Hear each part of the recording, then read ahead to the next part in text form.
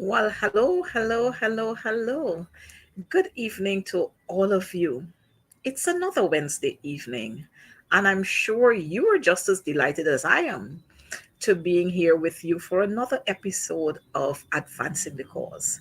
Now, tonight we've got quite a lot to talk about, but I want you to take a minute, just a minute, or maybe less than a minute, to call up a friend, tell your friend Advancing the Cause is on.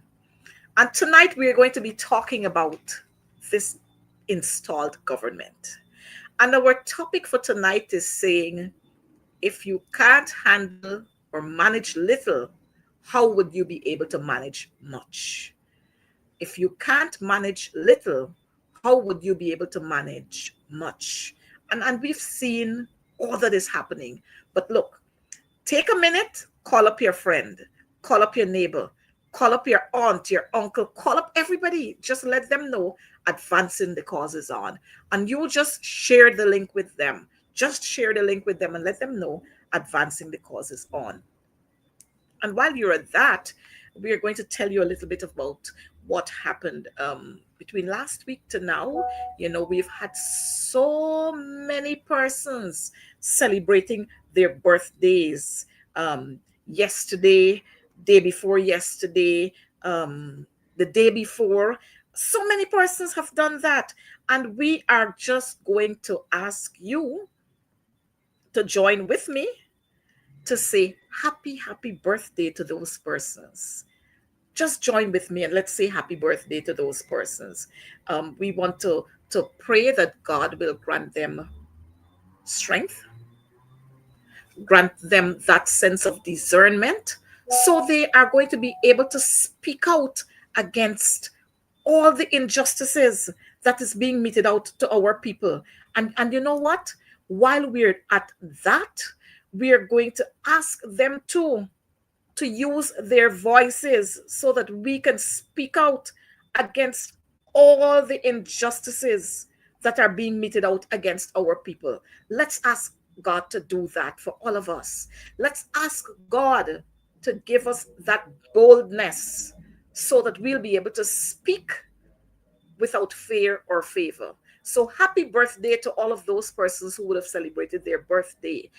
We've seen 100 years old as 100 years old just today, I think it is today. Yes, Miss Harris in East Drumvelt, and we've seen a 90-year-old. We've seen 70-year-old. Look, happy birthday to all of these persons. If you're a Christian, then the Bible speaks to three scores and 10, and by virtue of strength then you can go on further. And so those persons who have met that three score and 10, we want to say God bless you. But more of this, more of advancing the cause. And let me share with you, just a couple of days ago we celebrated our in Republic anniversary.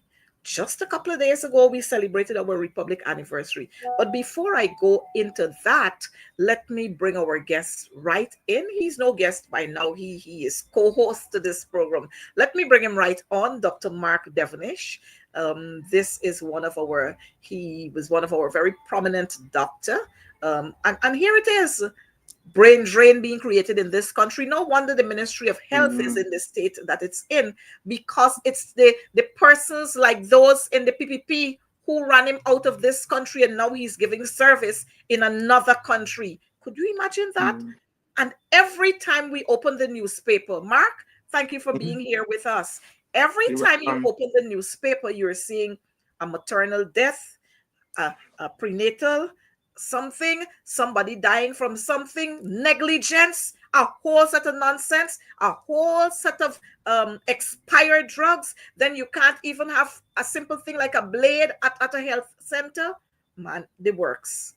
But again, we are chasing our sound-minded, educated Guyanese citizens. We're chasing them out of our country. So, Mark, on the 23rd, which was Sunday last, we celebrated our Republic anniversary. And so Guyana was there celebrating 55 years as a 55 years. republic. 5 years, As a yes. republic. Mm-hmm. Mark, as we reflect on those 55 years, and I'm sure those of you who are joining us here, as we reflect on those 55 years, we would come to acknowledge that it was not a day's work, and it Exactly. did Yeah. not happen in 5 hours or Exactly. 55 hours. Mm-hmm. It was hard, dedicated, and committed service that was given to this country by LFS Burnham, who ensured that we became not only an independent nation, but we became a republic. Mm-hmm.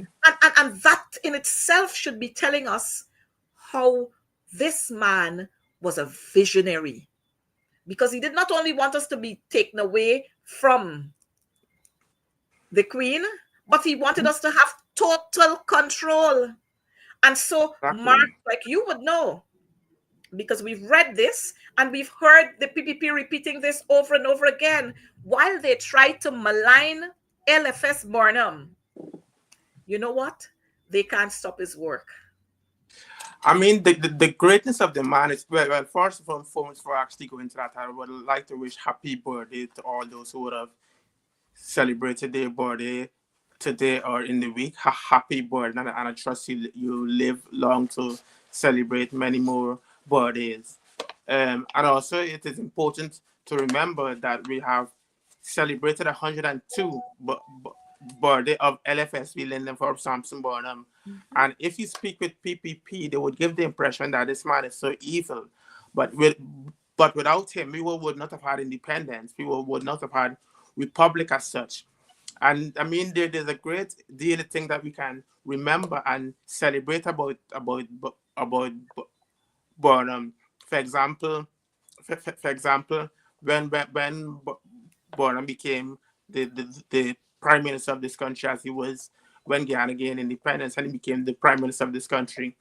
One of the first things he actually did is to recognize the three major religions: Hinduism, Muslim, and Christianity, because Guyana was essentially focused more on Christianity. But because of his work, all the three religions were recognized, and we can have all their holidays. We can have Eid, we can have Diwali, we can have Pagwa. All these things are down to Burnham. The fact that PP would speak of they providing breakfast in school, Burnham was the person who actually originated the whole concept of Exactly. feeding. Breakfast in school, he provided school uniform, school exercise books, and school textbooks, and most importantly, he was the one who masterminded education free from from nursery to university, and all that is down to Lyndon for Samson Model. So when we speak of Burnham, we have to speak at him speak at him from a holistic point of view, and not just take isolated snippets from him and try to give the impression that he was an evil man. Burnham is probably the most influential leader that we've had, and it's evident in the fact that after he has died since 1985, people continue to talk about him. They can't stop talking about him because of the fact of the great things that he's done. And Mm-hmm. he was very intellectual. He was very articulate. He was highly intelligent. He was a Guyana scholar. He went to Queens.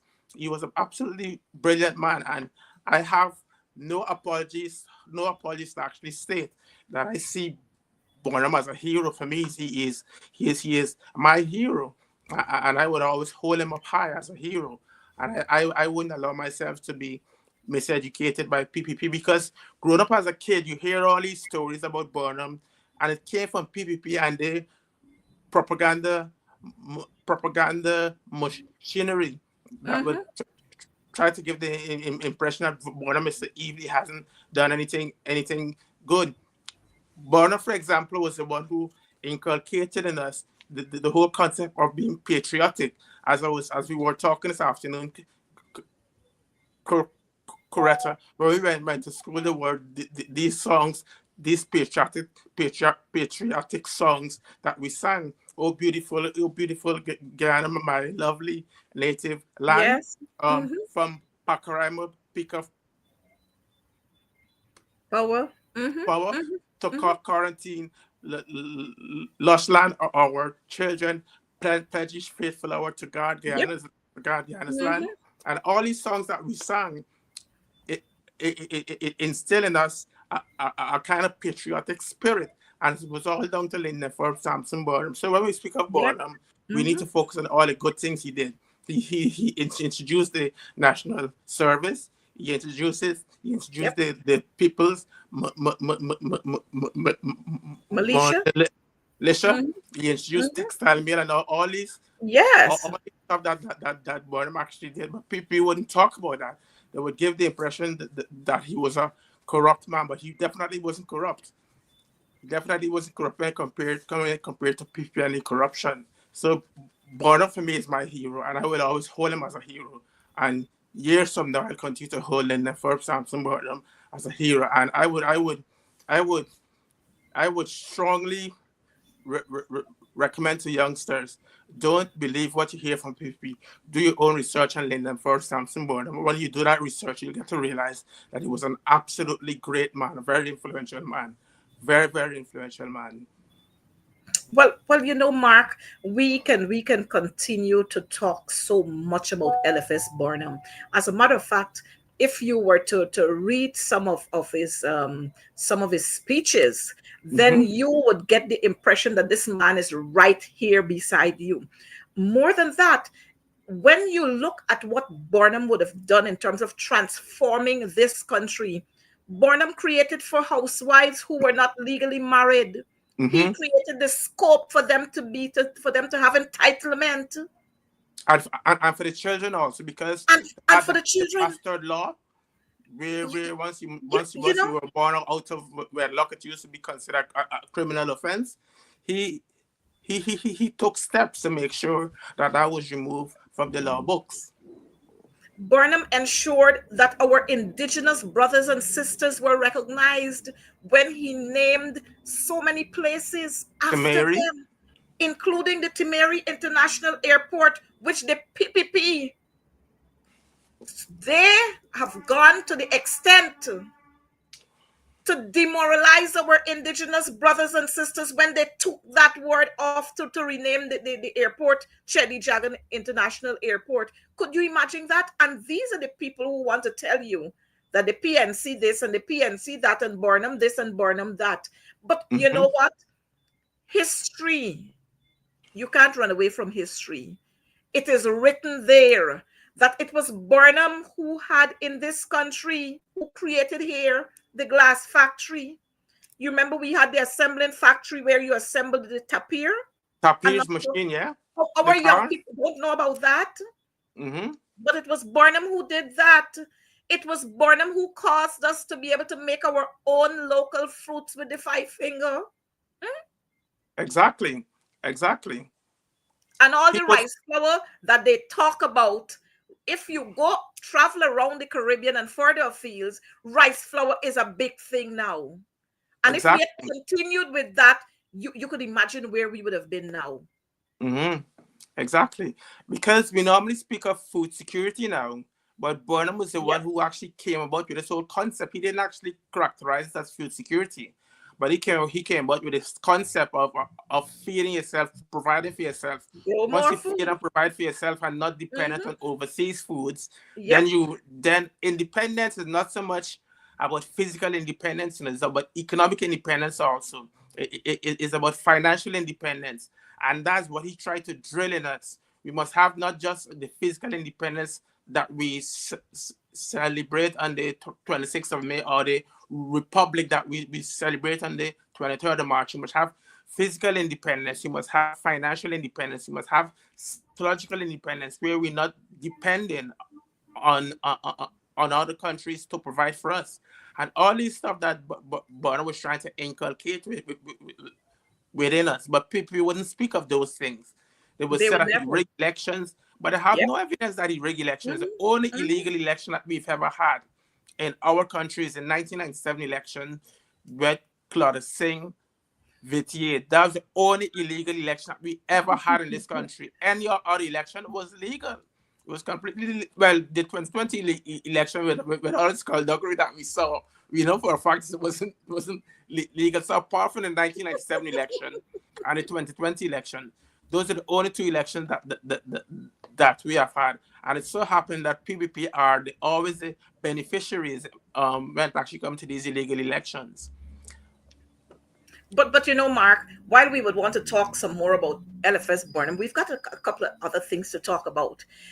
Into this whole activity, I remember back then, coming up to MASH, we used there were lots, and there were series of activities leading up to MASH Day. And so you had the tours, you had symposiums here and symposiums there, you had choir singing all these national songs, and you saw so many things happening. And Mm-hmm. then, of course, all of that led to flag raising, what we call flag raising night. But could Mm-hmm. you imagine the installers, Mm-hmm. the sick and crude, heartless, and no integrity PPP, decided this year that they weren't going to invite the opposition to the part to the flag raising ceremony? Could you imagine that? It's absolutely unforgivable, and no apology could actually make up for the fact for what they did. But when you look at it in totality, it's not just this year the opposition was actually invited. For the past 4 years, we were actually sent invitation an hour before, the afternoon before, or sometimes they weren't invited completely. So Yep. this apology that they're giving the impression that for the past 4 years the opposition were actually given adequate time and invitation to actually get to the ceremonies is a useless apology, and it's just Charles. I think Charles Ramson is the mastermind behind it, He because he's Go ahead, sorry. yeah, Charles Ramson is the mastermind behind it, because he's a very arrogant. He thinks that he was created to be president of Guyana, and the fact that he isn't president, he would attempt to destroy anyone who's ahead of him.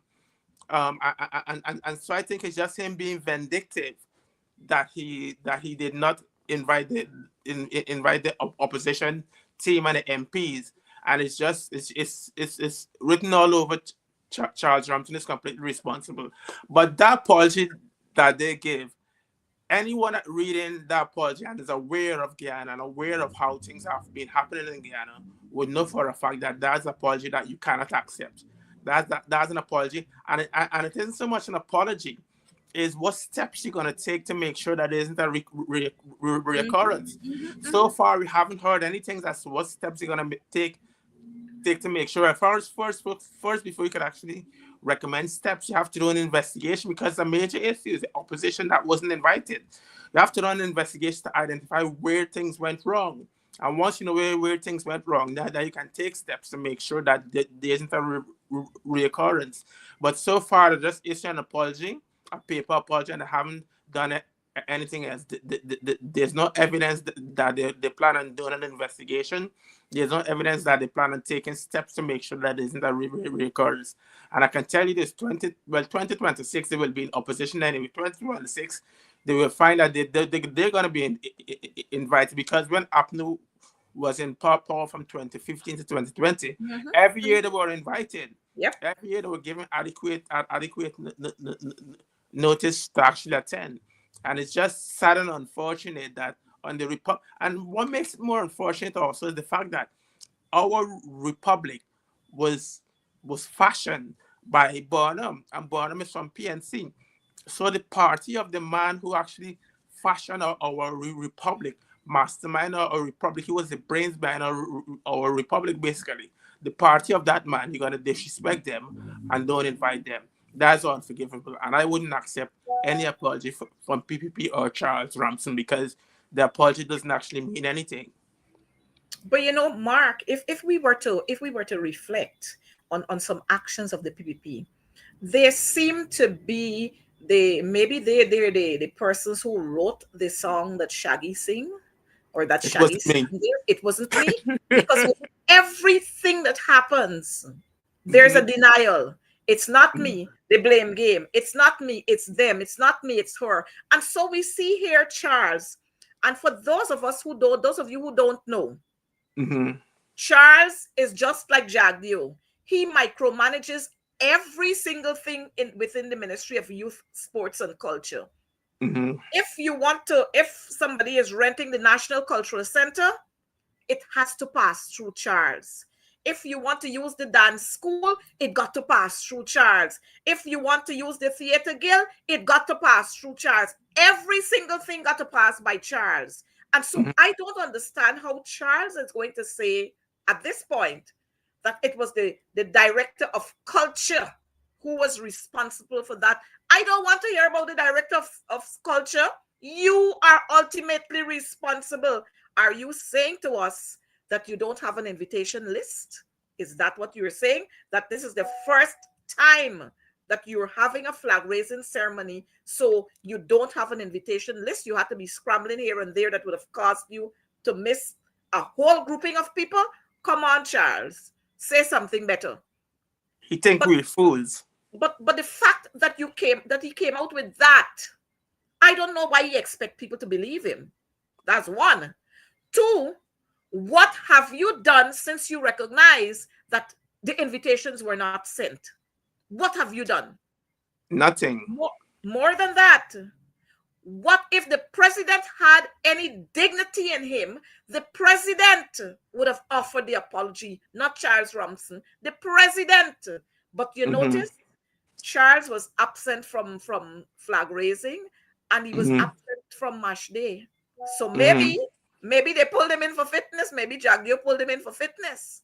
And it's not the first time he'll be pulled in for fitness, because the director for Borough School of Arts, who he actually, Yes, his friend racially abused, and suddenly Charles got amnesia. Can't remember who is this friend that called him, who's this friend that has his phone number, and ERC now are unable to identify the person. So it's not the first time we be pulling for fitness. But Charles has aspirations of being a president of Guyana. But I tell you this, if Charles become president of Guyana, we'll be living in a dictatorship, because that's the mindset he has. And the evidence is what we're seeing with the ministry he runs presently. He's going to be a dictator. But that apology, I wouldn't accept that apology under no circumstances. That apology should come with steps that are, with plans for an investigation to investigate what actually went wrong.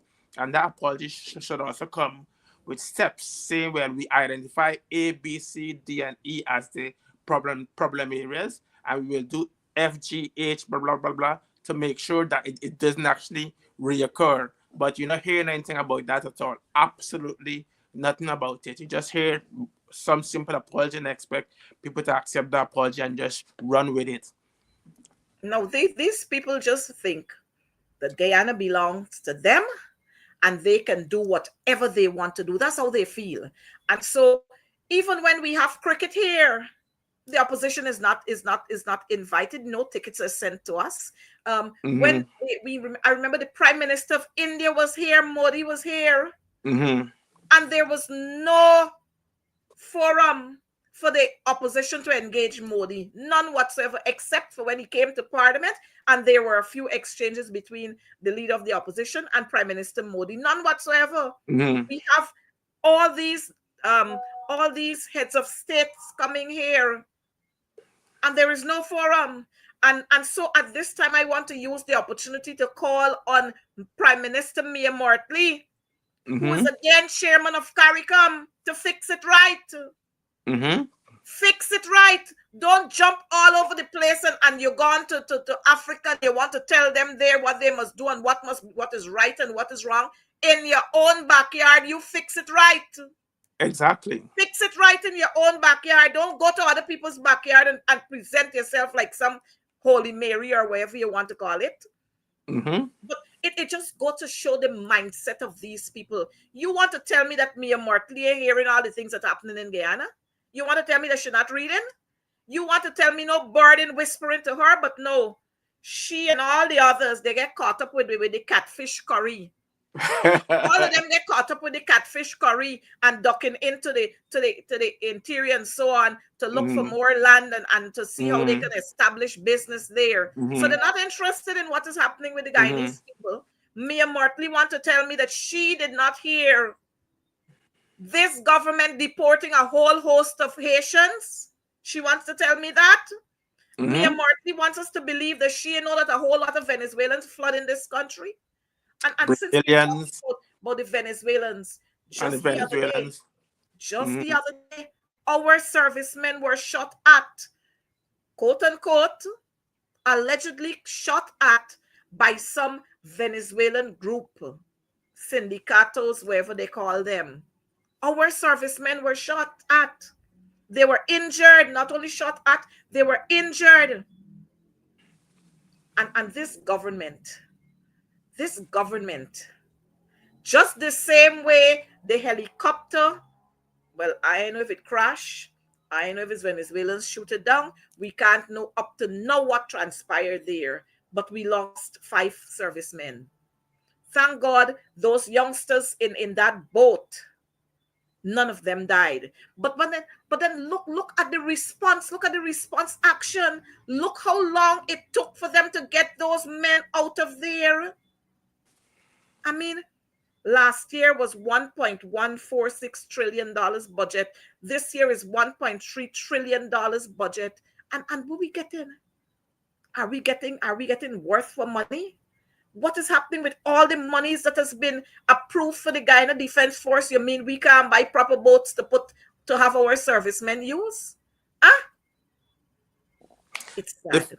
the, the fact is that they've allocated $50.4 billion for the army this year.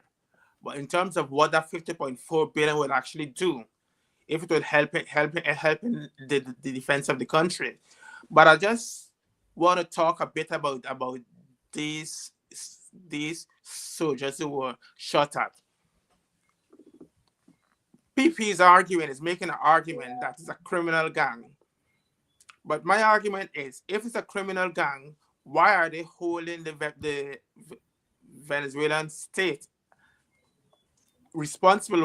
Why are they actually holding them responsible? Because if, for example, Guyanese go into Venezuela, some random Guyanese go into Venezuela and shoot some other person, you can't really hold a state responsible unless you have evidence to show that the state instructed that person to commit that particular act.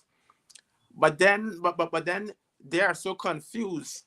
Even though they're arguing it is a criminal gang, they're still trying to hold the Venezuelans responsible. They still completely trying to hold those Venezuelans responsible. And when those army men, very, very brave men, were shot, it took them at least 24 to 48 hours to medevac Mm-hmm. them out from the Mm-hmm. interior. You would want to believe that they'd Yep. have something called some emergency response. If a few criminal-minded people cause us chaos in our army, what will happen if Venezuela decide to invade? If Venezuela decide to invade, we would be Heaven help completely us. defenseless. And that's because PPP don't want to invest in the army because they don't see the army as their people. They see the army as PNC or APNU AFC people because the fact that the majority person in the army are black. So so they'll have Yep. that fear in terms of investing Mm-hmm. in the army and make sure that we have a strong army that can actually defend us. It's just sad and unfortunate. Very, The very other is, unfortunate. 7 of our servicemen, 7 of them, mhm, 7 of our servicemen. And I'm trying to figure out what's going through the minds of those youngsters. What is going through their minds? Because I would have been traumatized, and I'm yeah, sure they are. Just the same way we're not hearing anything about the two survivors from the mhm, helicopter crash. Nothing. We're not hearing anything about them.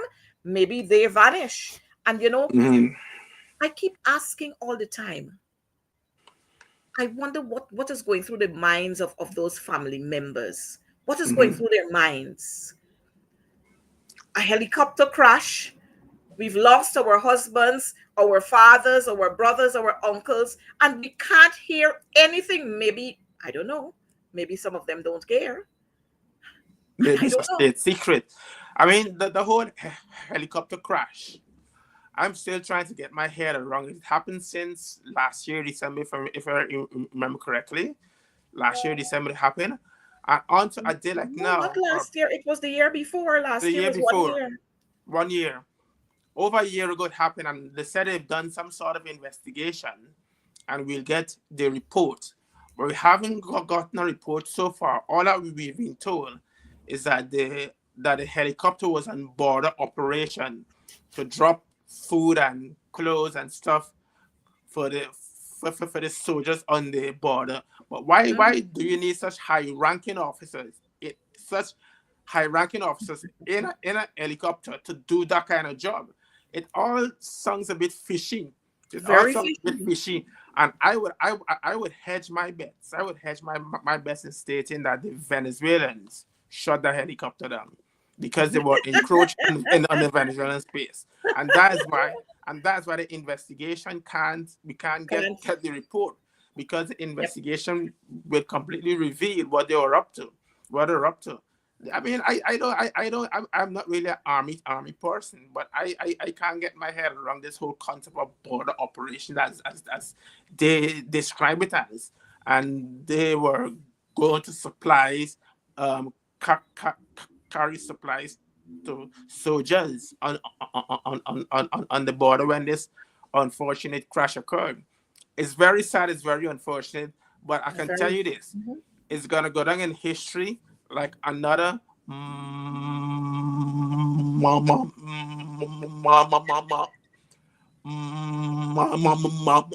can't get my words out.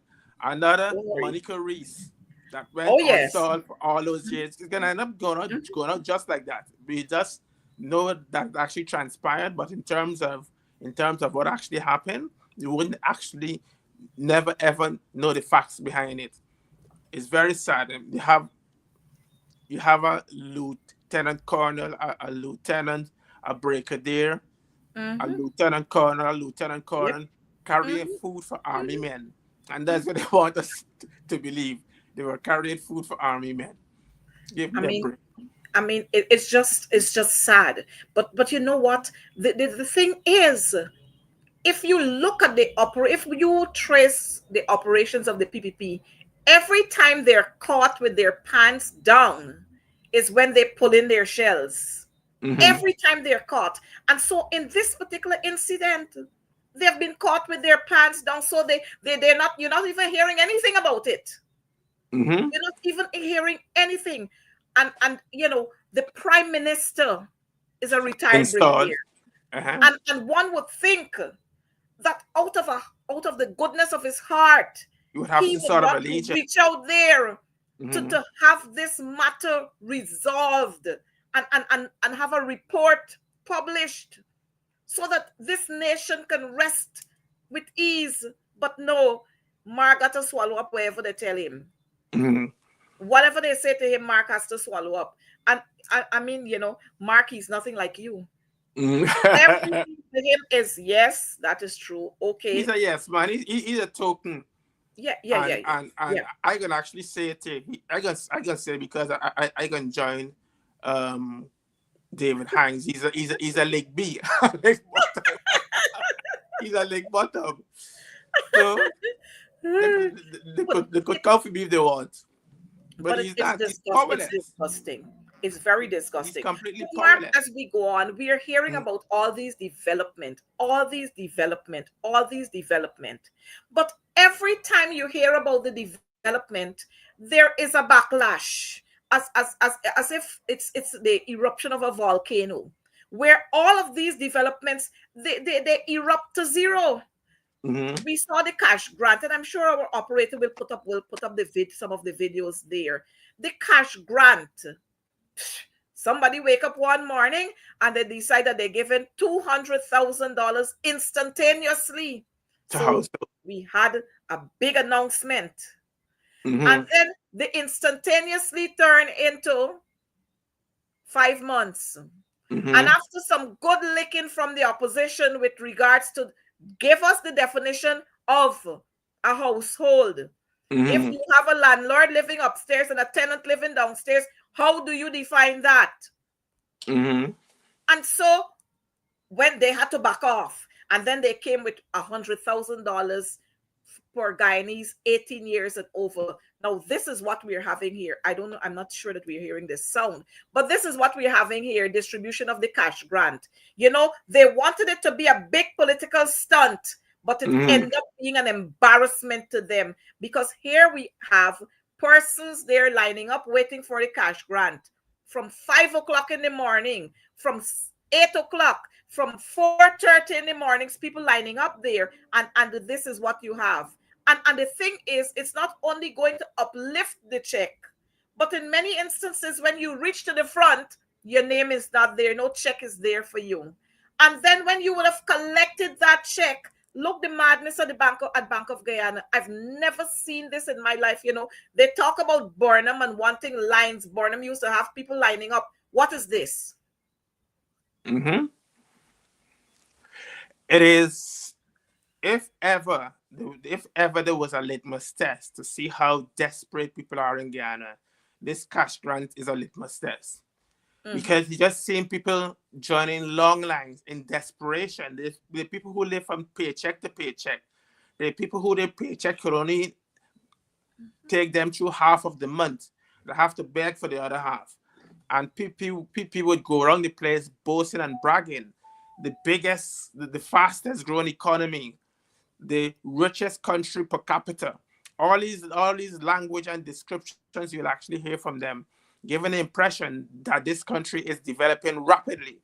But this whole cash grant is a litmus test, and the litmus test is revealing that people are living in poverty, people are living in desperation. Not Yep. that we needed the cash grant to actually tell us that the World Bank states that 50% of our people are living in desperate poverty, existing on 1,100 Guyana dollar a day, which is 5.5 US Uh-huh. dollars a day. That is desperation. That is desperation. So the lines that you're seeing, where people have to join the lines and join these lengthy lines in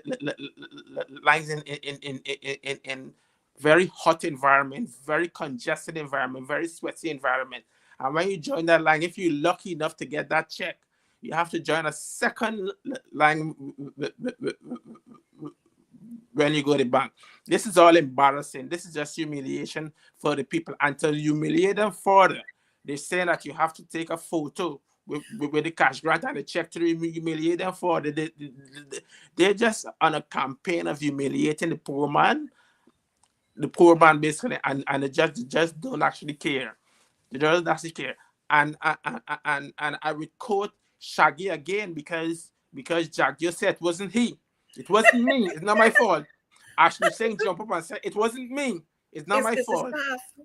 Yeah, they don't ever take responsibility. And the team that we hear from PPP consistently is that it wasn't It me. wasn't. Yes, Mark. You remember when they just started, and then they had the teachers lining up at the Ministry of Education's office at 21 Brick Dam, and the push and the tug and all kinds of things. And when the media went out there, they moved them from Ministry of Education, and they took them over to St. Stanislaus. And teachers were there in the rain and in sun with their umbrellas up just to get that $100,000. Teachers traveled from Timeri, teachers traveled from Mahaika, teachers traveled from Region 3, and the teachers in Georgetown all reached out there to collect this $100,000. Now this isn't this saying to this government that our people are in dire need? Huh? Isn't this saying to our people, to this installed government, that our people, they're bad and that things tight? It is saying that to Mhm. them? Huh? Now, if that wasn't saying anything to them, look at what they did when they took the people down there to when they made that fake announcement To about malls Mohammed. are going to be shared at the Mohammed's residence. When people turned up there from since 4 o'clock in the morning, huh? Senior citizens, persons who are disabled in wheelchair, pregnant women, everybody turned up at Mohammed's place there. Isn't that saying something to us? Look, this is Republic Bank, where hundreds of Guyanese flocked there to cash those checks. Isn't this saying something? And then they're talking about progress. Where is the progress when people got to line up like this? Just What today, progress? I think it's today I saw a woman collapsing at one of the sites, at one of the distribution sites, and this is just another one. This is just another one where an elderly woman collapsed. Look, if the operator could bring that up a little closer for us. The woman collapsed today again. Another woman collapsed. We saw one who took in at NIS when they were in front of the NIS building. I mean, this is how much you love and you care for people. This is what I'm talking about. This is how much because we care. Huh?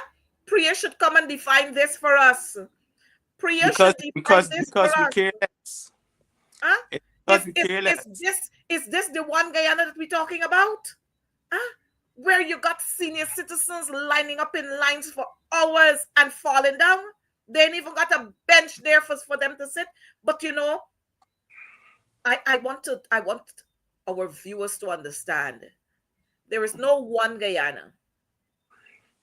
We got but 5 Guyanas, not one. Because I've seen in some other areas where you have tents and you have benches and chairs. But in some other areas like Maka and so on, they ain't got no bench. They ain't got no chair. So people stand up all the time, long lines. And so you want to tell me that we got one Guyana? Are you for real? Irfanali, are you for real when you talk about one Guyana? Huh?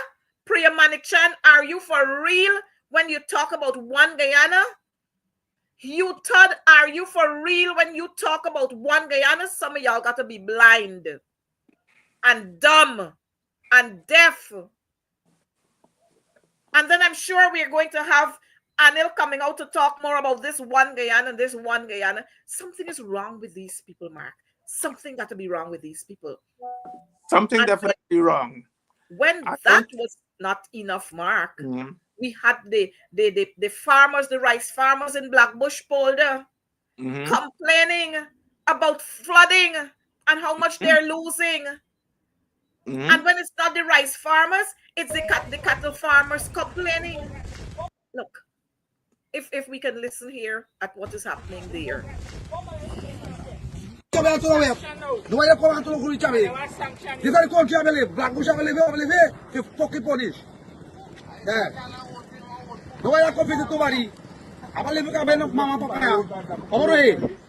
it's in the rice price. The rice price something to do. They're going to talk to me, man. Somebody.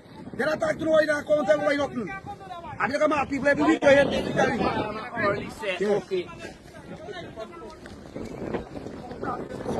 So you notice these are poor people, ordinary people who are trying to make a living.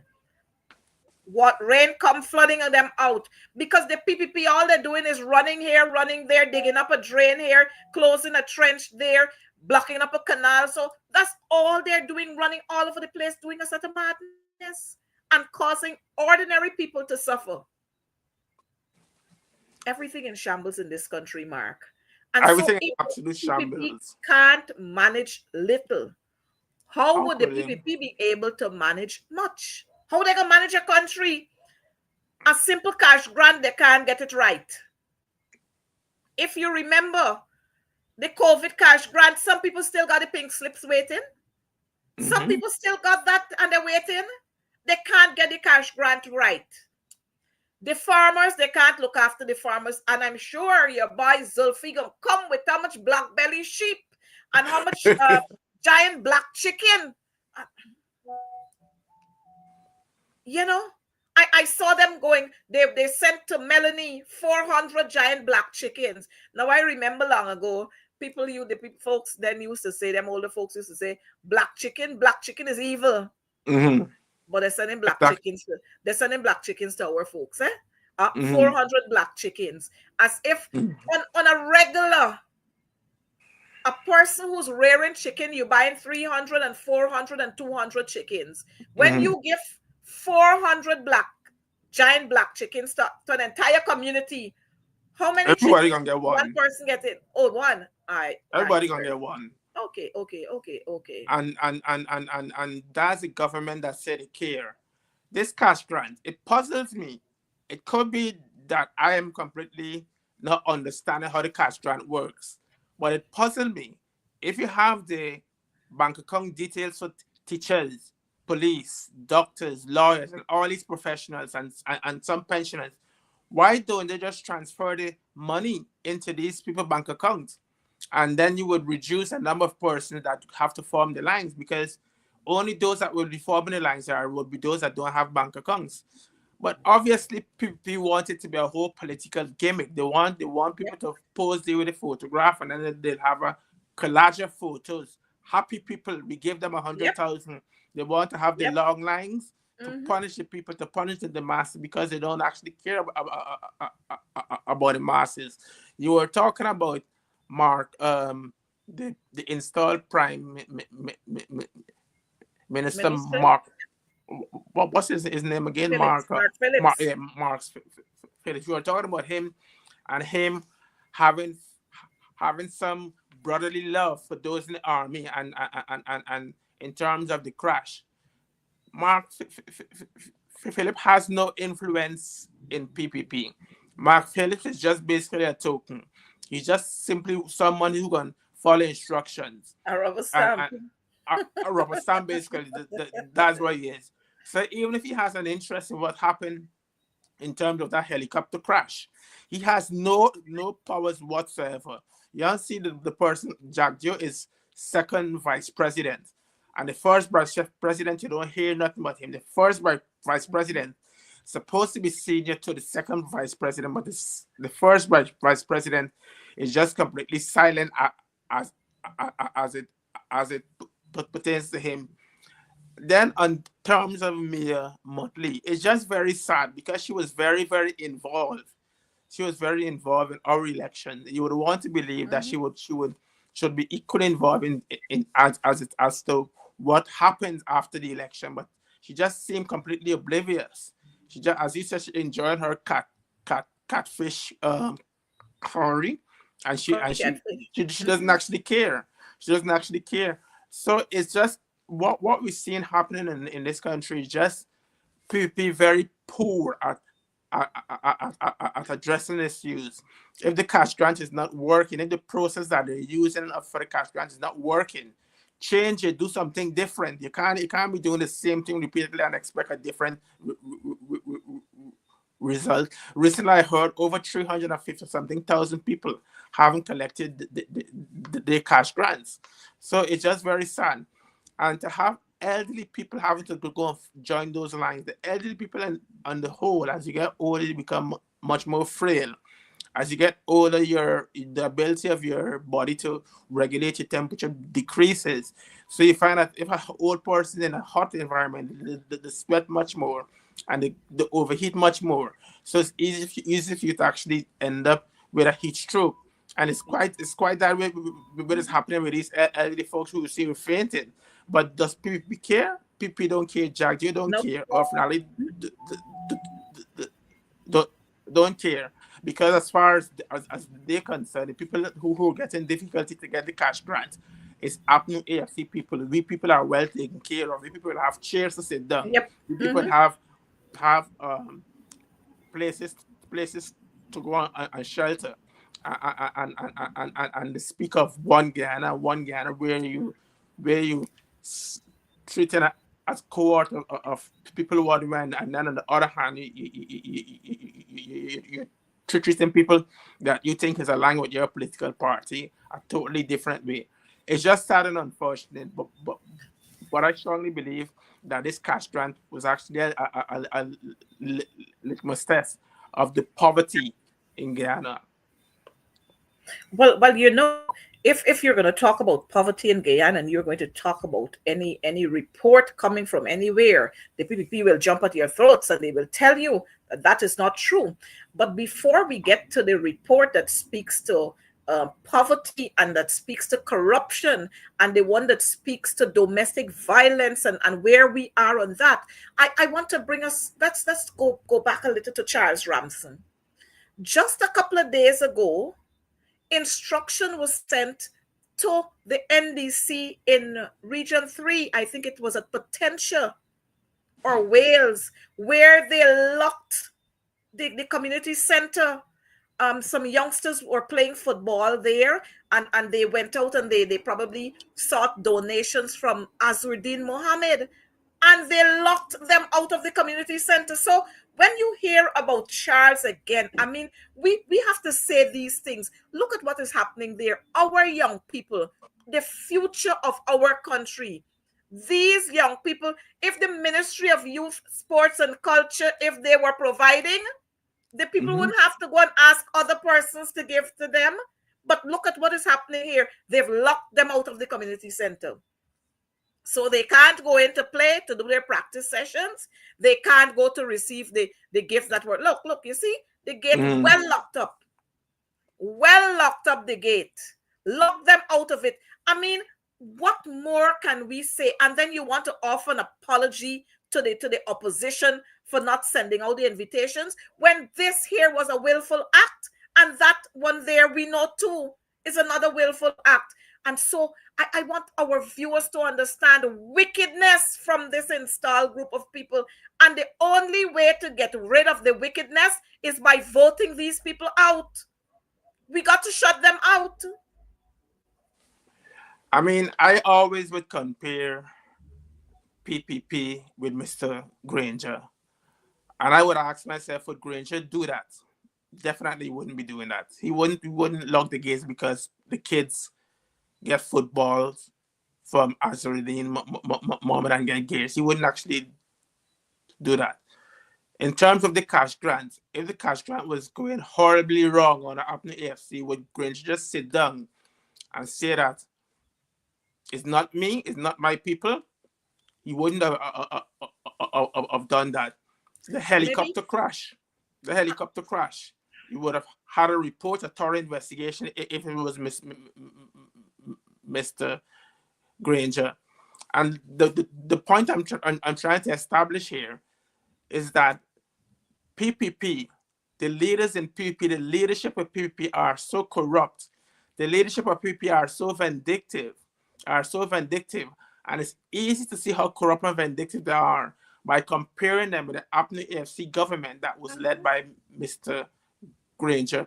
If those soldiers, for example, were shot by criminal elements, you could rest assured that Mr. Granger would have ordered some investigation to get to the bottom of it. But PPP just don't care. It just don't care unless the problem isn't in Pradoville. PPP is not too bothered about it. But Mark, I just want our operator to give us, if we can hear what these parents are saying here. I don't know. If we play football, we mother biscuit. What am I asking? Mother, we are mother all over. We never got no proper boots, nothing. And Mr. Mohammed come for help we out and then block the gate. As you can see, we got no light, nothing in the area. All these youths here. I reckon right. They lock the gate. Yes. Just hear Mr. Mohammed come in to help these youths. And the youths can talk and they make mention this place full of grass. What will happen in this? We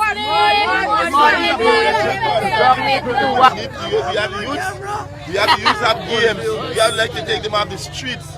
Right? Give them a community center. They could come up play games. They have football, they have cricket, they have young other activities. Right? We need to do stuff. Yeah, we need to try our best, right, to get the center up and running, that the youths could come off the street and come into sports and continue enjoying the sports, right? No, so you guys want is going to do. Yeah. Right. Meanwhile, if we could do a playing area, a purpose court where they could get to utilize the park until they're ready to do the ground. Currently you don't have no playing area. No playing area. Because when the ground must say the rainfall and the ground, we better gotta go. Alright. Yes. I'm here with the youth. So, they're from this here, it's an embarrassment to this country. This is an embarrassment to this country. You are not providing. Somebody else is kind enough to provide for our young people. These are our youths. Rather than having them liming on the streets, wanting to go and smoke, wanting to use vape, wanting to scramble somebody's bag, they have a place there, a community center where they can go and run around on the field. I mean, Charles has been allotted a whole lot of monies from the budget, last year's budget and this year's budget, to do ground enhancement. And here we have our youths talking about the tall grass, what is happening there. And here is that you have somebody, a Guyanese, coming to offer some assistance, and you lock them out. I mean, these are our children. If you can do this to our children, what are you going to do to the adults?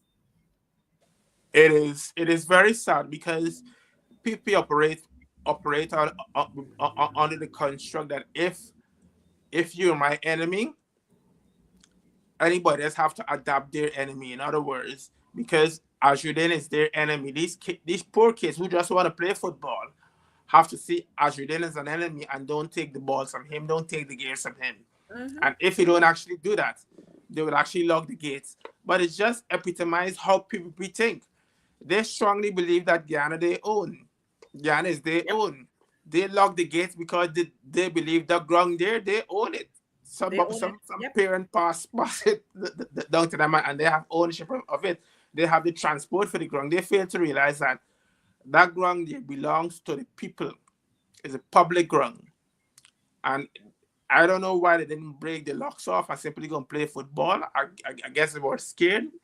But if I were there, I would have completely broken off the locks and simply go in and play football. And let me see who can charge me for trespassing when I'm on public space, in public space.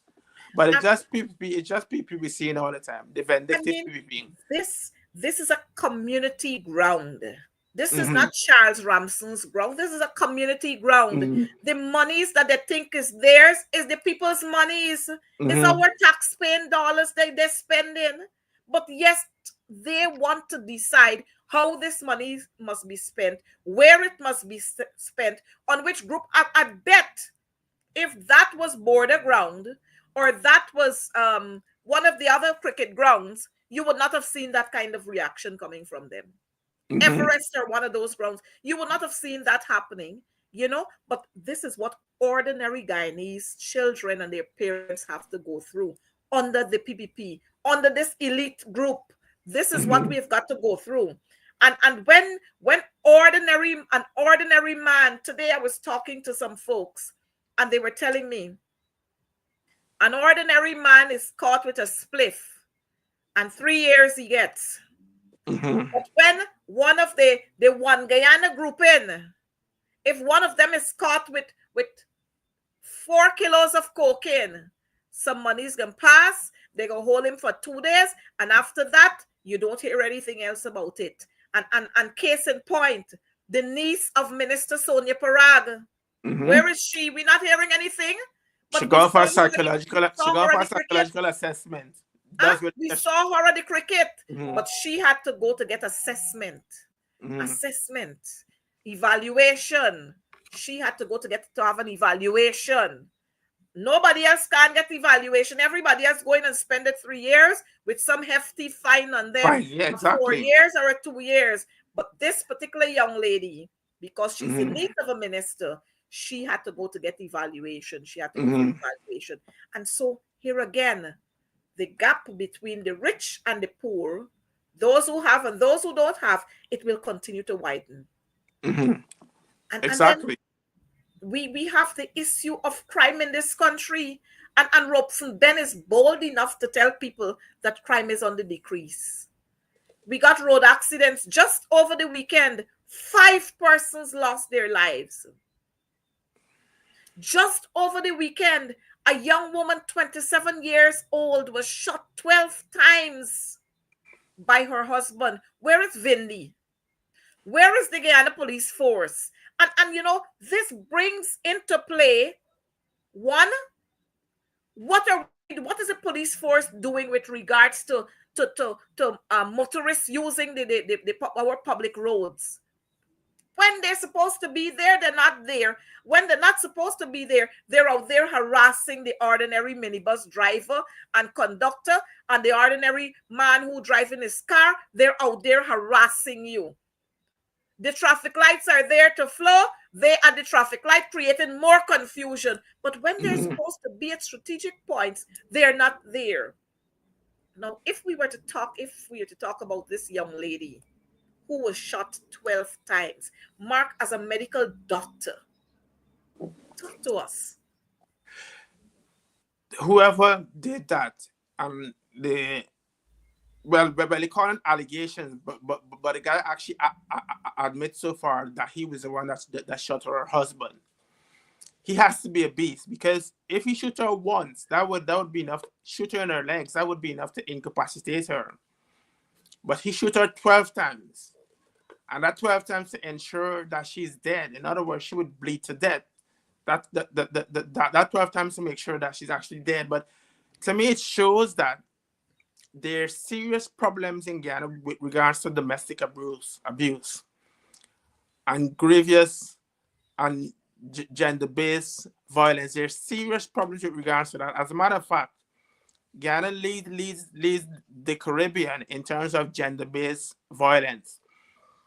And with that fact in mind, you would want to believe that Vindia Prasad would have been introducing policies and initiatives to actually address this scourge, because every day you open the papers, you're seeing some woman being killed by some man, or some woman being beaten by some man, or some woman being threatened by some man. It's always the women who are being the victims. But yet, PP is not doing anything about it. Look, for example, we had this unfortunate case recently with this young schoolgirl, a 12-year-old schoolgirl, Millie Miguel. Millie Miguel went to school and she said that how she's being abused. And before they actually go through the right processes and the right steps to make sure that she's seen by the relevant person, they went through a totally different path altogether completely.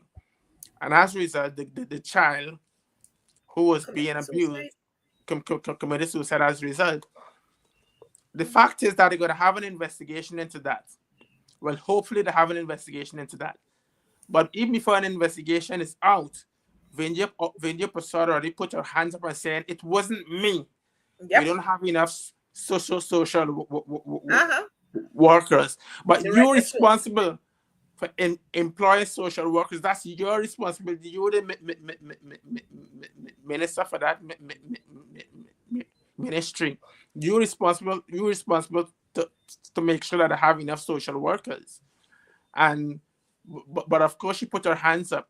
And the same thing with a young girl who was shot 12 times. All they did some Facebook posts, and then I saw an article today in Village Voice with some initiative that she's producing called Patrol, to educate the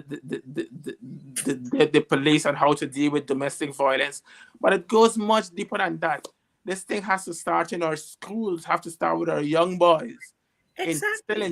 Instilling them that a woman is their equal. A woman is their equal. But then when you're gonna have Jack Dio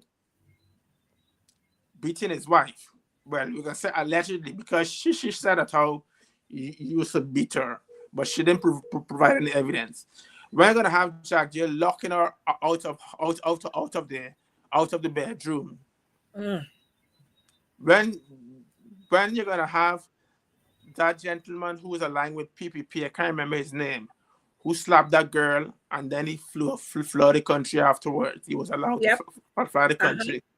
When you have Nigel Darren Lal, who was sexually involved with a child. All these things, society look at these things and they follow the lead of their leaders. Whatever the leaders do, that's what societies do. So we have to first address this scourge within PP, where they have this tendency to molest. But it's very unfortunate with a young girl who was shot. And I just hope her son is getting adequate care, because he's gonna be traumatized also, because he's gonna be without a mother and a father, all down to the fact that his father intentionally decided to kill his mother. Well, you know, Mark, it goes deeper than that. And yes, I hear you talk about what we're supposed to be having in our schools.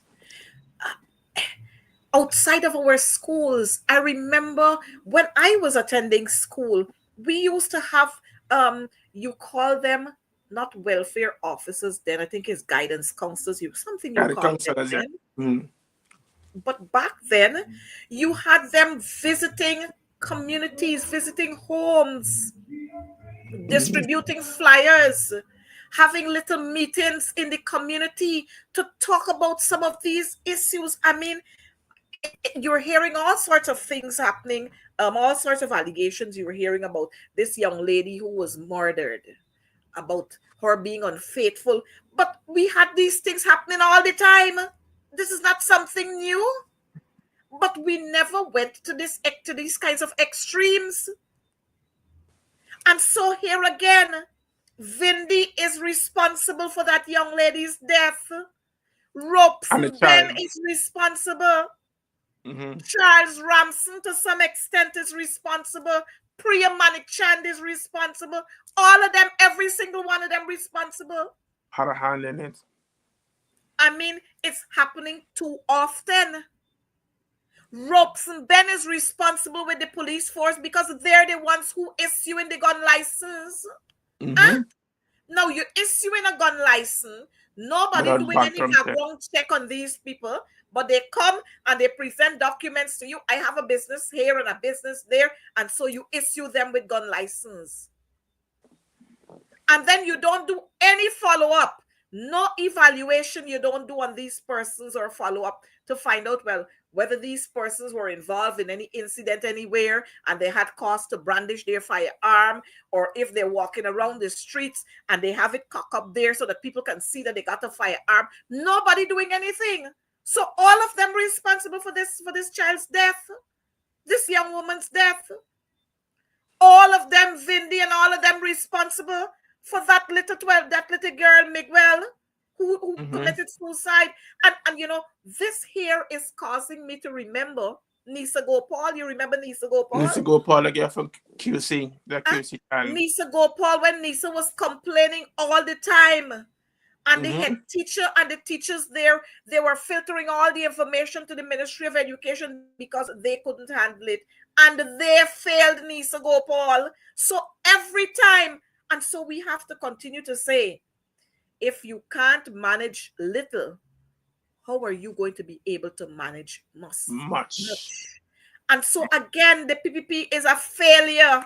They're failing so far. They failed the cash grant. They failed the soldiers. All two groupings of soldiers, they failed them. They failed Miguel. They failed this 27-year-old girl. They have failed a whole set of youths that we saw there in Region 3 that they locked the gate at.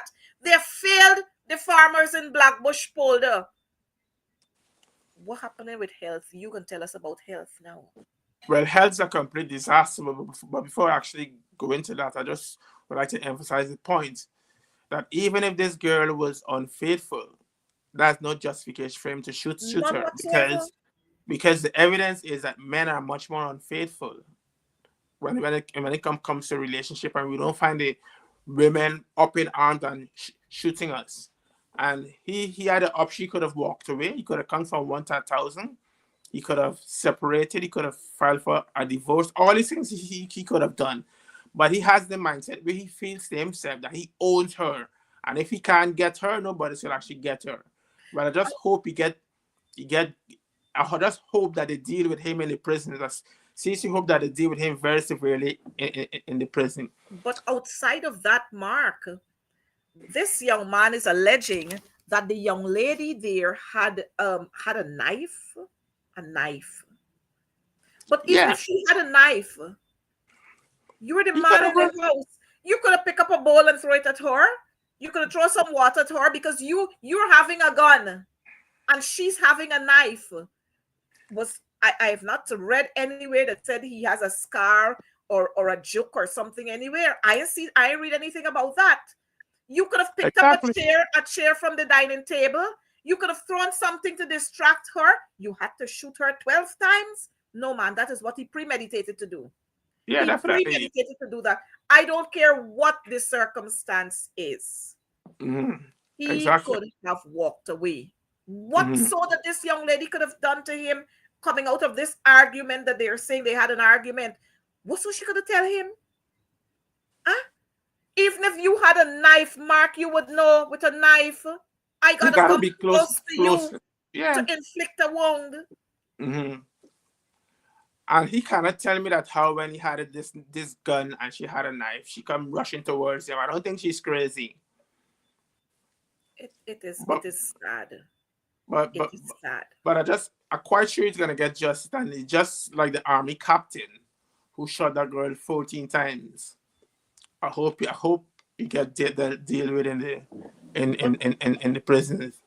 but you know, again, this is saying to us that monkey see, monkey do. Some of Because these guys, when they have the firearm with them, they feel as if they're bigger than everybody else and they can do. I am sure we don't have the picture here, but I remember Charles Ramson going out to visit somewhere, mhm, and he had his gun there exposed so that everybody could see that he got a gun. well, that's Charles Ramson. And that's how reckless all of them are. Every single one of them, just the same way, just as reckless. And I And think there was so, a story once with Darim Lal pulling a gun on someone. yes, Mm, Dharamlal had the issue with the United Nations employee, a mm, foreigner mm, who was in this country, and it was alleged that mm. the guy was involved with his ex-wife and so on. Wife. He pulled, you know, He pulled a gun on. Yeah. I So they mean, have a history. so and then you remember we had what the gunslinger name? He was a minister, and they'd moved him to Venezuela. Was it Nocta? Sam Nocta. Sham Nocta. I'm not too sure who is that. Not I can't I'm trying to remember the name of the minister that they had to send they'd sent him away to Venezuela as an ambassador, and he pulled But gun too. Huh? mhm. We got Charan Das who abused out in India. We got strip and slap man Barry. Yes, Barry Huh? Ramson. You remember? Yeah, Barry Ramson. It's just violence to think about all the time because and as time progresses on under this government, you're gonna see how desperate they are. You're gonna find them doing much more desperate things out of frustration. But as you asked me about health just now and the state of health, health is in a total crisis. They've allocated $143.2 billion for health, and health and the evidence of the state of the health was shown when this young doctor from Tamari, who described Yep. describe a situation Mm-hmm. where they don't have potable water, they have to go and fetch water to flush the toilet. She talked about the health centers being flooded, and the drugs are flooded out as a result. She talked about the not having a receptionist. She talked about a whole long litany of issues in the health centers, and those issues aren't unique to those health centers. Those issues you find it in other health centers, and you also find it in the hospitals. The fact is that PPP is focusing more on infrastructure works. They focus on building. Orphan Ali said he's gonna build 12 new hospitals from now until 2028. But as they build these hospitals, what about the old hospitals you have? Why you just don't repair and develop those old Mm-hmm. hospitals that you have? Nope. And Nope. what why you don't invest in paying the doctors and the nurses more? Because it's actually happening is because the people are being inadequately paid. They're just flying out. Only recently we learned that how 700 nurses were short at GPHC. 700 nurses were short at GPHC. And I'm quite sure that would be replicated in other hospitals also. You'll have thousands of nurses vacancies. And what was the consequence of this? The consequence of this is that our maternal deaths, in other words, women in pregnancy are dying, the rate is increasing. or young babies, young babies newly born are dying as a result. Young prepubertal kids are dying early also, and all these things are happening simply because simply because the health sector is collapsing. If you have, for example, diabetes and hypertension is on the uprising Guyana, simply because the health centers aren't equipped to actually deal with these conditions. So patients are developing complications from these conditions. So the health center is in a complete, the health sector is in a complete chaos, complete chaos. Right now we have two patients sleeping on one bed. On up in the AFC, they were able to address that, where they were having one patient per bed. But now because of inadequate beds and in terms of poor management of the beds that have poor management of patient flow, you have increased patients in the hospitals. And as you just, you have two and three on one bed. Imagine, just think for a second. You go to a hospital and you have to sleep with some random person that you've never met that person before. How can you sleep? And not only that alone, you don't even know what health condition that person has. If he can transfer it to you, if it's a contagious disease, for example, how can you have two people in the same bed? And it is just sad. And they would speak of a world-class health center. They And would speak of a work Before you go further, all of this is happening in the country with the $1.3 trillion budget. budget. Yes. The country with the fastest growing economy. Huh? All of that Hmm. is happening. Oh, exactly. And because the 1.3 trillion isn't going towards us, it's going to friends, families, and favorites. And Hmm. because of rampant corruption in the health sector, you find that you find that systems aren't in place to actually address patient health needs, because they're focusing on the wrong thing. They focus on infrastructure, and with the infrastructure that they focus on, there's rampant corruption. The, the health sector is definitely in crisis, and PP is aware of it, but they would try to mislead the masses by having these propaganda headlines. But the reality is that the health sector is spiraling downwards. Well, Mark, every time you think about health under the PPP, you have to think about death, suffering, malnutrition, um, everything, mental health issues, everything. Every time you have to think about the PPP and health. And Frank Anthony should go home. I don't know what Frank Anthony is still doing around there. Frank Anthony should be asked to go home, because every time he's around there, we got all this craziness happening. I remember when Valda Lawrence was Minister of Health under the coalition. She visited hospitals and she saw the two in bed, Hmm. two patients on a bed, and she said, Hmm. no, this can't be happening. And she put systems in place and it was corrected. As soon as the PPP returned to office, the same nonsense. I remember just a few months ago, we saw rats at the West Demerara Hospital on the bed with the patient. Hmm. We've seen the same thing at New Amsterdam Hospital. Now, I mean, these people ain't got no shame. And these are the people who will stand up with their faces as bold as ever to tell you, oh, this, and we're doing that. Now, you got these hospitals. You're not hyping these hospitals, as the young people would say. You're not hyping them. You're not revamping these hospitals, but you're Hmm. going out to build more hospitals. It's like prayer with the schools.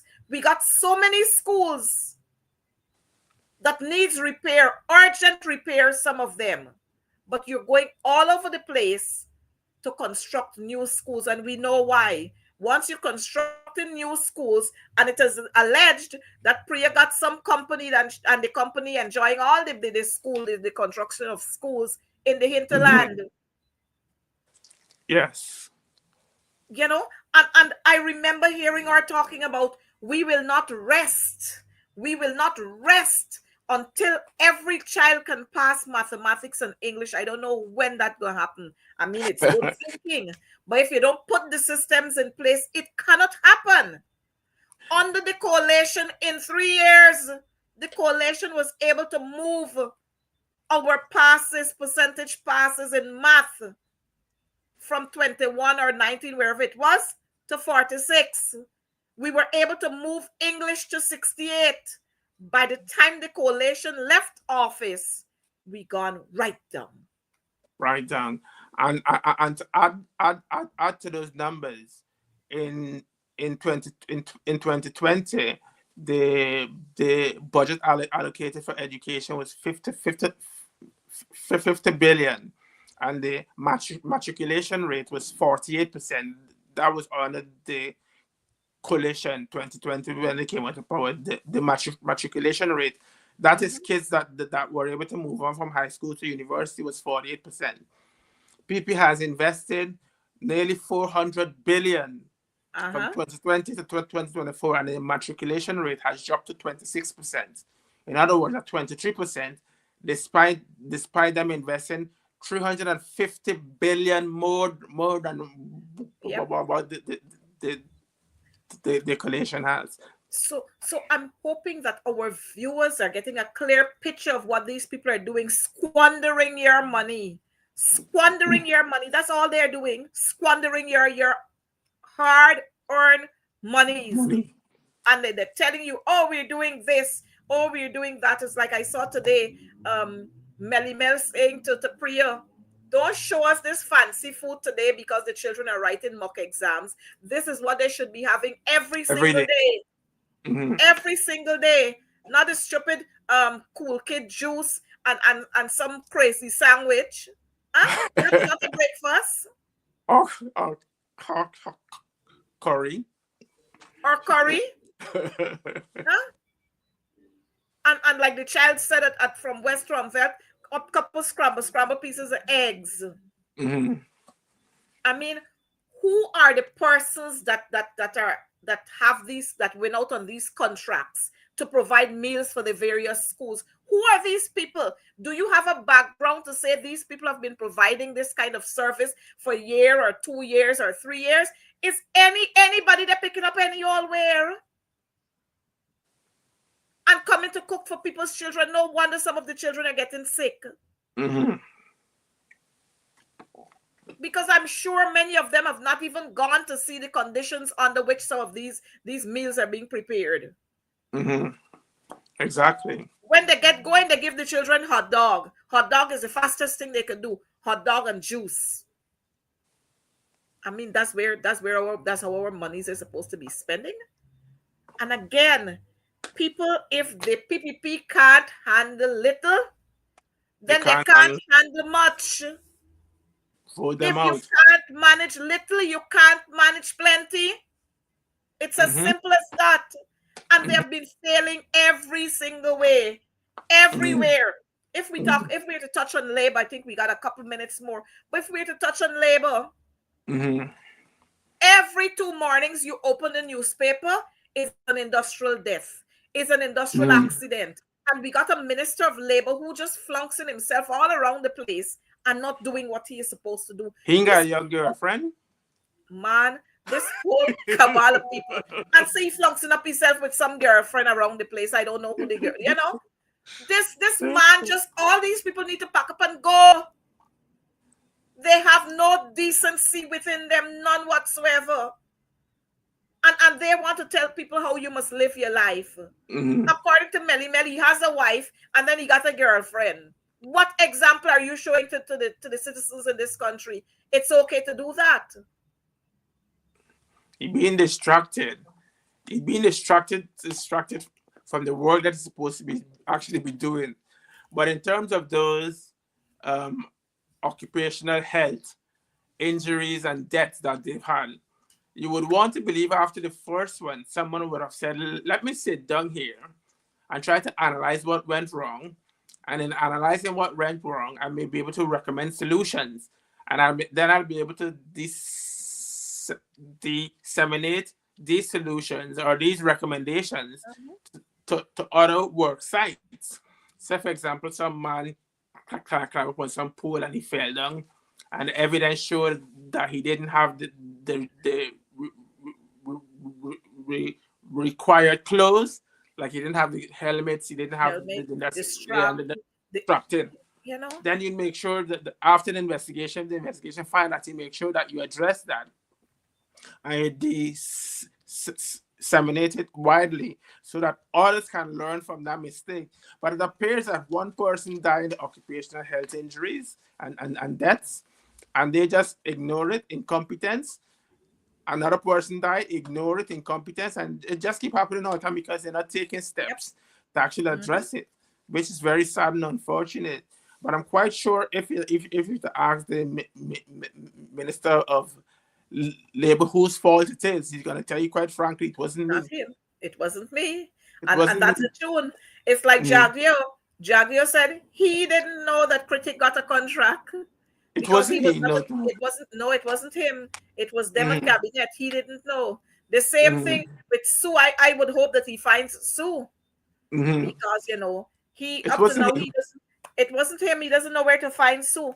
But as we wrap up, Mark, I remember the issue of the squatting parliamentarian that we have who is occupying the position Mhm. as deputy speaker in Kissoon. parliament. I mean, Manzoor Nadir finds every way to prevent the opposition, the proper opposition, the real opposition from doing things that they ought to do. We had the Henry's boys, the motion on the Henry's boys just being That put was turned aside down. again. It was denied again. Mhm. But here is Manzoor Nadir encouraging a young lady who's not supposed to be in parliament. He's allowing her to continue to sit in parliament. I mean, That is very sad. But it's not the first time that PPP is engaging in illegality. You would expect the parliament will uphold the laws because obviously the parliament make laws. The least they can actually do is uphold those laws. There was this Minister of Tourism, Waldron, who was in the parliament illegally. yes, Again, sworn in twice. exactly. And it just shows that PP as a party have no respect for laws. This girl Kissoon, if she had an iota of shame in her face, she would have actually resigned by now. But so much things have been said about her and continue to be said about her. But she just completely shameless. Just completely shameless. And the Speaker of the House, he had brought Parliament into disrepute in terms of some of his rulings, the Henry Boy's death. You would want to believe that such a death of public interest, if we can't solve it, if the locals can't solve it, then you get foreign help to solve it. When they had the They Maria don't want 5 that. example, they had foreign help that came in and helped them. So why in this case you don't want foreign help? To me, it shows that there's They know. something that they're hiding. They Yep. know the truth behind it, and there's something that they're hiding, and it's probably political also. The deaths were political. And Mark, both mothers have died. Both mothers. Grief Yes, took both mothers. So yes. both of the mothers are dead. Isaiah and Joel's mother, both of them are dead. Hmm. I'm not sure what is happening with Harish Singh's grandmother, if she's still Hmm. alive, because I know Hmm. it put a toll on her as well. And this is what the PPP are about. They just don't care. They just don't care because it's not them, so they don't care. Now we got Claudette Singh who's sitting at GCOM. And if you trace back, you're going to recognize that all the Singhs who sat there, we had problems with them. Yes, All them do Singhs not who sat sing. there. The army man sing. What your name Joe again? Singh. Joe Sing, Now Claudette Claudette. Sing. They share problems. But No. I think she should resign. There's no question about it because she's supposed to be a neutral party, but all her voting and all her actions are there to Yep. support PPP. She should just resign. Take shame out and resign. No, and that is why we will continue to clamor for a clean voters list and biometrics. I remember when Jagdio was the leader of the opposition, Jagdio Mm-hmm. was singing the song, clean voters list and biometrics, clean voters list and biometrics. And now Claudette want to tell us that the time is too short. But She we had a just whole five established years. the fact. We just established the fact that they got which one of the countries in one of the African countries that had Ghana. their elections done in 6 weeks using biometrics, And they had 15 million people. and we ain't got a million people yet. We get 700 something thousand. Mm. We don't have nothing close to a million. It And, is and possible, it can be done, no, but you just have to have the political will and the will to have others to come and guide you, international help.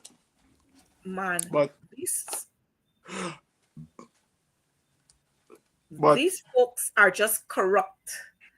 And it's corruption and more corruption and more corruption. That is why every time you go into parliament, this word corruption, it would ignite or raise the demons in the speaker and the raise others. the That's bumps. why they don't want to hear the word corruption. But our people have got to understand that the only way of making Guyana good or great again is by removing the PPP. And for Guyana to grow, the PPP got to go. And we have to say these things and we have to work towards it. Look, the appointment of the chancellor and the chief judge can't be done up to now. Is it because of their gender or is it because of their ethnicity? Which one? It's both. It's both.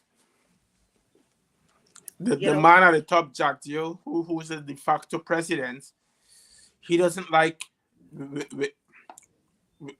women, and he doesn't apparently like people who he feel are politically leaning towards PNC. Well, I can attest to that, and not only on my own behalf, but if we look around and see what is happening, check the Guyana Police Force. You check the people who are promoted. You check the Guyana Defense Force and see the persons who are being promoted. Many of them in the high bracket With PPP. Are the ones who they feel will carry their mandate through, and the ones who will not carry through their mandate, they don't want to promote them because they are scared that these people might topple them. But don't worry, 2025, we are prepared to push the elections a little further into 2026 to ensure that we have a clean voters list and biometrics, because that's the only way that we are going to see or have in this country fair, free, and transparent elections. Credible elections. I noticed 2 days ago they dragged again Assistant Commissioner of Police Paul Slow before the magistrate, before the courts. I mean, these people are so desperate that it's everybody they're attacking.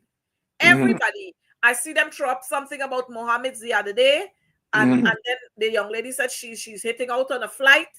Now, all kinds of craziness, which is saying to us that they're running scared. But I must remind them that over 90,000 ballots were affected. 90,000 ballots were affected. 61 dead voters we had. We had 4,864 absent voters. We had 150 stuffed ballot boxes. We had 49 ballot boxes without the requisite documents. And we had 1,278 missing oaths of identity. And all of that came out in the recount of the 2020 elections. So the PPP can't tell us anything. They can't tell us anything. And we know the areas. The ballot boxes from Region 1, you remember all the documents were soaked? Yeah. All the documents were soaked. Ballot boxes coming from the East Coast and more in those places, we know what transpired there. And this is how the PPP operate. They plan to operate again in 2025. But our eyes are opened wider. And and we will not allow a couple of things to happen. You know, I've seen again in the ministries where you have senior officials, they're transferring you left, right, and center. The Guyana Defense Force, they're pulling them out left, right, and center, and seconding them here and seconding them there and seconding them there. So they're no longer in the structure of the Guyana Defense Force. In the prison service, they've done the same thing in the prison service. In the fire service, they're keeping you on the sideline. I mean, this is crazy. And whether you're part of the military or not, you got to have a say in what is happening in this country. You can't decide that you're standing on the side. You have to have a say, because it is affecting you. It will affect your children. It will affect your family. So all of us have got to come out and say, and you see them church people who sitting down on the sideline. You see them church people who sitting down on the sideline, and they're not calling wrong. You can get beaten with many stripes. Exactly. Many stripes. All these church, all these pastors and these pundits and these imams and so on who don't want to speak out. If you speak out, we wouldn't have a young lady being shot 12 times. If you speak out, we're not going to have a community center being locked up from our children can't go in there to play. If you speak out, then this government will not go and bulldoze people's homes. But many of you are not speaking because you want to collect a little plastic bag. You want to collect a little brown paper bag. You want a favor or two. So you're frightened to speak out. But you have a responsibility. Every single one of you have a responsibility. Mark, I think I'm going to take your closing remarks because we can go on for the rest of the night. Yes, you can go on forever. I think what people need to understand, that PPP is a party. The leadership doesn't take responsibility. The fastest thing that comes from their mouth is, it wasn't me. They had the Maria 5 example. Yep. Prayer jump up and say, it wasn't me. It was the Redo. Exactly. You're having problems with cash grants. Jagyo said it wasn't me. Nope. Ashley Singh is saying it wasn't me. You have massive accidents on the streets where people are every day opening papers. Some one is being killed on the street. Ramson Ben said it wasn't he. Nope. The people were drunk. It's not he.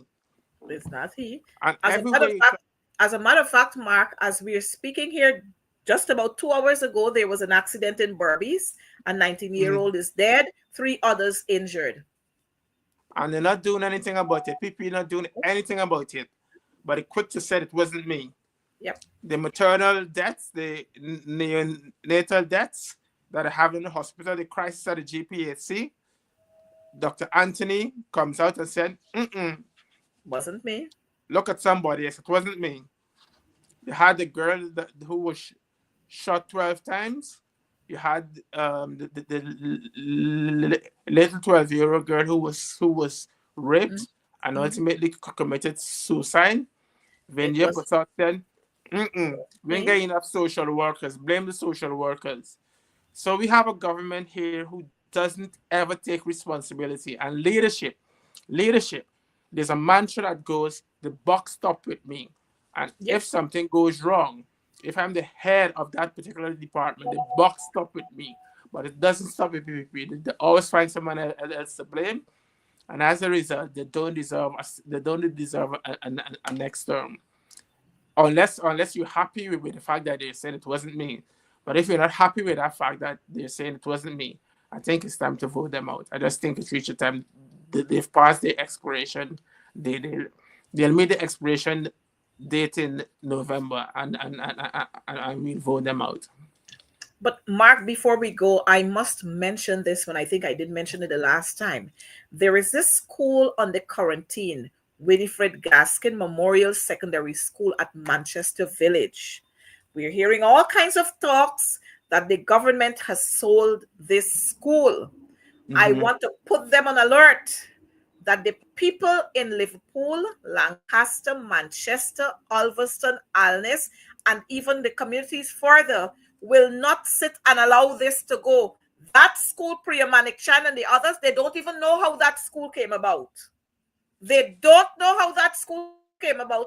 And so if you want to sell a building, you want to sell an entire compound, you must consult with the people there. Exactly.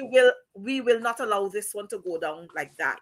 And so the past students, the teachers who taught there and teachers who are teaching there now, and the community will stand up against you. So y'all better think about what you're doing again.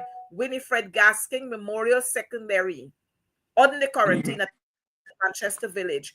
We will allow that school and the history behind that school to continue standing. With that, folks, Exactly. we want to thank you so much for being here with us on Advancing the Cause. We'll see you again next week for more, but stay tuned. The PPP has got to go if we want Guyana to grow.